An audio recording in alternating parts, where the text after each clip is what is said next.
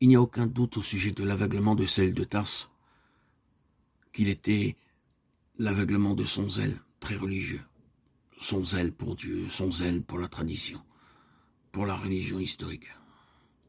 Cette cécité pour ce qui a été établi et accepté dans le monde religieux. C'était un zèle aveugle, au sujet duquel il devait ensuite dire, pour moi, j'avais cru devoir agir vigoureusement contre le nom de Jésus de Nazareth, acte 26, 9. J'avais cru devoir. Ce fut un grand virage lorsqu'il découvrit que ce qu'il pensait et croyait passionnément devoir faire pour plaire à Dieu et satisfaire sa propre conscience était complètement et diamétralement opposé à Dieu et à la voie de la justice et de la vérité. Quel aveuglement! Sûrement, Paul se trouve ici comme un avertissement permanent pour nous tous.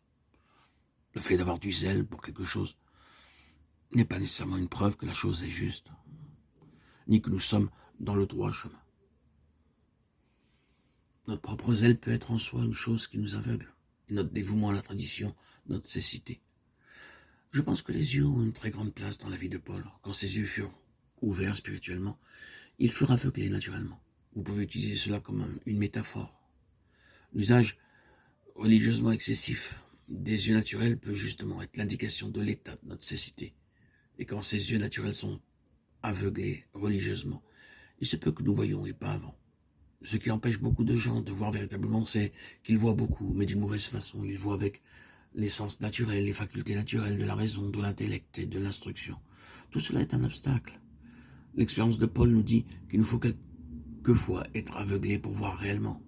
Il est évident que cette expérience laissa sa marque sur lui, de même que le doigt du Seigneur la laissa sur Jacob pour le restant de ses jours. Pour aller en Galatie, Paul écrivit aux Galates, je vous atteste que si cela avait été possible, vous seriez arraché les yeux pour me les donner. 4,15, signifiant qu'il n'ignorait pas son affliction et cette marque qu'il avait depuis le chemin de Damas.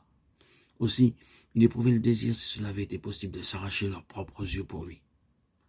Mais il est remarquable que la commission qu'il reçut lorsqu'il fut aveuglé physiquement sur la route de Damas concernant les yeux, Paul aveugle fut conduit par la main jusqu'à Damas. Mais en cette heure, le Seigneur lui avait dit, « Je t'ai choisi du milieu de ce peuple, du milieu des païens, vers qui je t'envoie, afin que tu leur ouvres les yeux, pour qu'ils passent des ténèbres à la lumière, de la puissance de Satan à Dieu. » Acte 26, 17-18.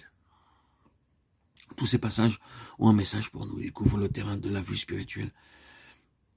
Il y a bien sûr beaucoup de détails qu'il faut examiner. Mais il est bien d'avoir une considération générale de ce qu'est la cécité, l'aveuglement. Lorsque nous aurons couvert tout le terrain d'une manière générale, nous reviendrons pour observer un trait particulier dans chaque cas. C'est que cette vue spirituelle est toujours un miracle.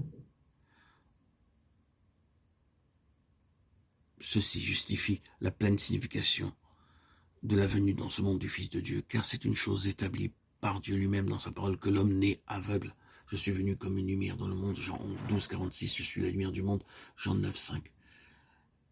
Cette déclaration, comme vous le savez, se trouve dans cette section de l'évangile de Jean. Le Seigneur Jésus s'occupe de la cécité.